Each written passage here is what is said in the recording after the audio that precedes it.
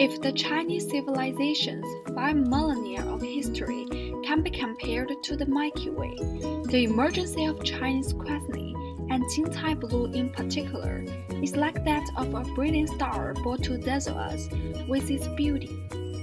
After the founding of the People's Republic of China, and through the efforts of several generations of Peking Cloisonniers, the art of Chinese Cloisonné has been carefully preserved and refined. As the craft is passed to successive generations, this treasured art form will no doubt evolve to dazzle future generations with its ever-brilliant beauty.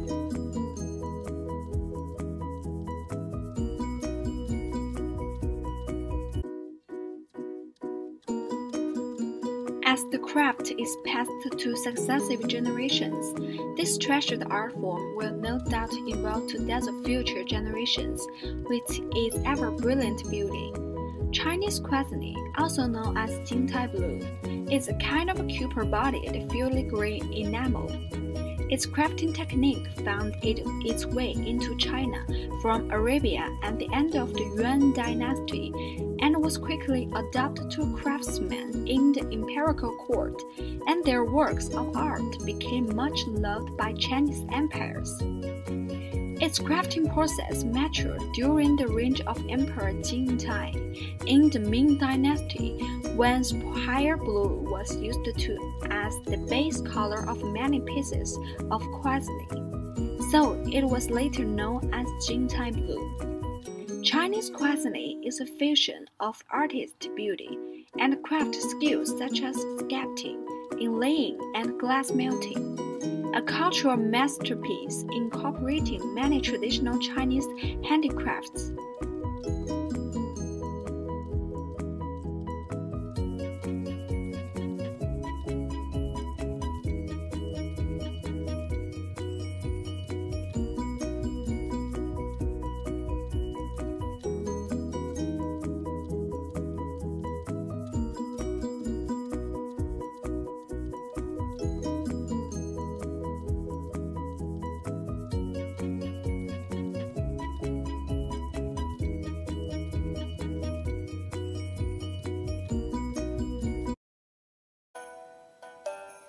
Now we are working in the factory and trying to figure out the process of making cloisonné.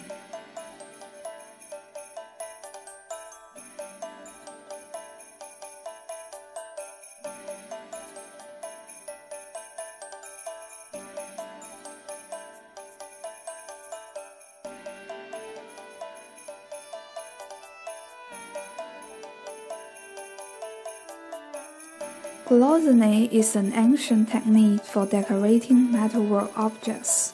In recent centuries, using vitreous enamel, and in older periods also inlays of carved gemstones, glass, and other materials. The resulting objects can also be called cloisonné. The decoration is formed by first adding compartment to the metal objects by soldering or affixing silver or gold wires or thin strips placed on their edges. These remain visible in the finished piece, separating the different compartments of the enamel or inlays, which are often of several colors. Cloisonné enamel objects are worked on with enamel powder made into a paste, which then needs to be fired in a kiln. The technique was in ancient times mostly used for jewelry and small fittings for clothes, weapons, or similar small objects decorated with geometric or schematic designs, with thin Cloisonne works. In the Byzantine Empire, techniques using thinner wires were developed to allow more pictorial image to be produced, mostly used for religious images and jewelry, and by then always using enamel. By the 14th century, this enamel technique had separated China, where it was soon used for much larger vessels, such as bowls and vases. The technique remains common in China to the present date, and cloisonné enamel objects using Chinese-derived styles were produced in the West from the 18th century. first the object to be decorated is made or obtained. This will normally be made by different craftspeople. The metal usually used for making the body is copper, since it is cheap, light, and easily hammered and stretched. But gold, silver, or other metals may be used. Cloisonné wire is made from fine silver or fine gold and is usually about 0.01 multiplied by 0.04 inches in cross section. It is bent into shapes that define the colored areas. The bends are all done at right angles, so that the wire does not curve up. This is done with small pilers, tweezers, and custom-made jigs.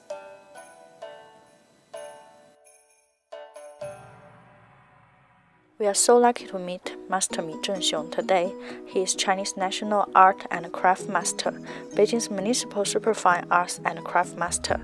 His Cloisonné work of strong vase as national gift presented to the Foreign Souvenir by China Cultural Affairs Ministry in 1997. He also won the Silver Prize of First Chinese National Tourism Souvenir Design Contest in 2002.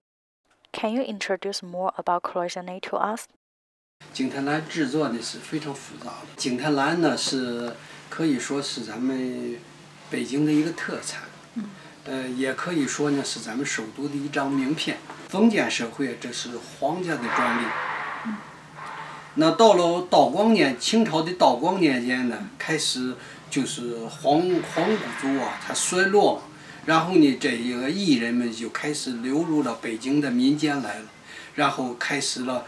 有一些小作坊啊，什么老天利啊，什么糖，什么德糖啊，都开始就有到民间来进行制作了。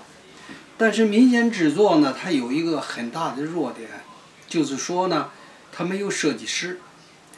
在皇宫里头啊，它有一个那个如意馆的画师们呢，给搞设计，搞图案。那这艺人们到了民间呢？他自己又是那个制作者，又是设计者。直到1958年我入场的时候，那个时间，工人们掐丝的工人没有图纸，就一个铜台搁在这儿了，告诉那个车间主任告诉那个师傅说这个要百鸟朝凤，要那个师傅要掐龙的。九龙闹海，所以说这师傅呢就按照自己的那个想象呢来创作，所以说那个时间的做法呢是那个比例掌握的很不好，所以说来讲呢就是说流入民间之后呢，珐琅的艺术水平就下降了。到了53年，梁思成和林文荫呢就感觉到。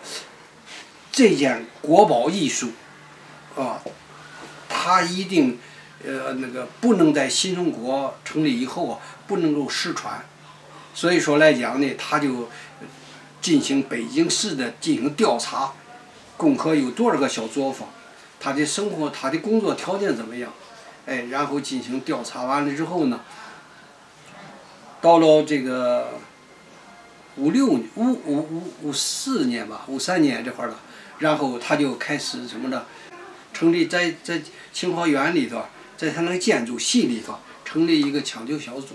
景泰蓝呢，就说知识分子纳入到整个的艺术这个景泰蓝队伍里头来。所以说现在的景泰蓝，你看吧，它有文化，有艺术。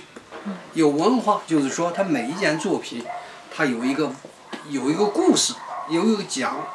那么有艺术呢，就让你看着每一件东西呢，都很活，也说有一定的灵气，艺术上。What do you think of the future trend of Cloisonné? 反正经过解放后这50-60年的这个创造发展吧，景泰蓝的发展呢，还真是那个什么，有一定的在艺术上有一定的很大的起色。你比如说我们现在珐琅厂吧，这个就是说，它不但光做瓶瓶罐罐，已经向这个装饰高档的装修啊，什么物料都在发展。我现在来讲呢，也在想办法，就是说打破这瓶瓶罐罐的这种干嘛。我已经把我的作品的画儿啊，我的工笔画，花鸟啊，然后引入到这个创作当中去，变成了平面的作品。What's Factor's biggest feature in your eyes?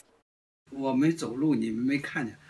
残疾人，因为我是到别的那时候58年考别的那个工厂的时候，人家不要，后来这手工业他要，只要手和眼睛好就要，对，就收。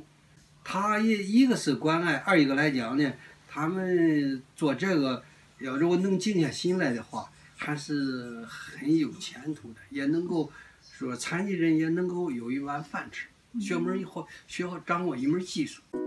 Cloisonné is a kind of gorgeous art Anna is making can't leave the hard work of its producer. June 2006, Cloisonné is included in the first batch of state-level intangible cultural heritage. In the future, we hope more and more people in the world can notice this great work and make it becoming a living heritage.